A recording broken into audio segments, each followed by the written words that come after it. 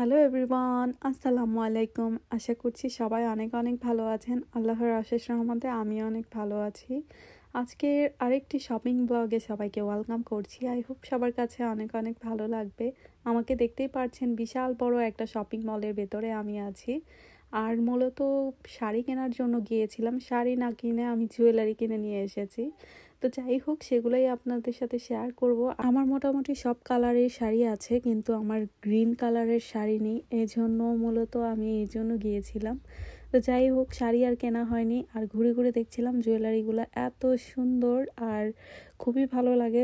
আমি চুড়ি খুবই পছন্দ করি, চুড়ি, নেল পলিশ, তারপরে এগুলো আমার অনেক বেশি পছন্দ। কানের দুল অনেক বেশি ভালো লাগে, ঝুমকা ইয়ারিংগুলো বেশি ভালো লাগে। এই ইয়ারিংটা আমি পছন্দ করেছিলাম, বাট পরে আর নেইনি। এখানে পায়েল ছিল, নূপুর ছিল, আর অনেক ধরনের ডিজাইনের নূপুর ছিল। ভালো লাগে নূপুরের শব্দ আমার কাছে।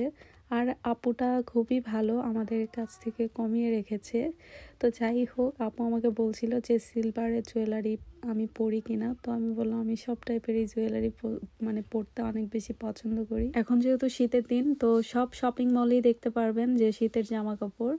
তো যাই হোক, আমি শপিং করে টোরে রাস্তায় এসে গেছি, বাসায় চলে যাব। তো যাওয়ার পথে কিন্তু আমি টুকিটাকি বাজারও করেছিলাম, যেহেতু আমার সবজি লাগবে এজন্য।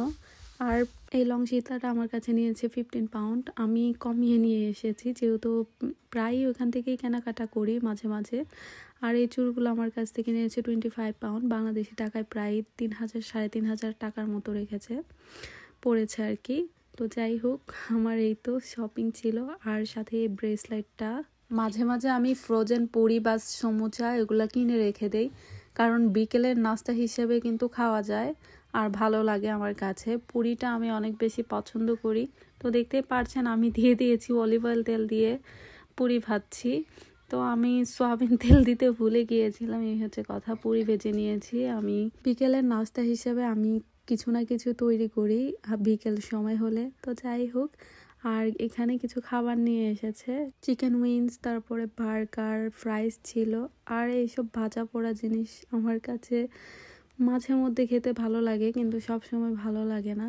তো যাই হোক, চিংড়ি মাছ নামিয়ে রেখেছি আর শাক কেটে রেখেছি, এগুলো ধুয়ে পরিষ্কার করে নিব, কারণ আমি রান্নাও বসাবো।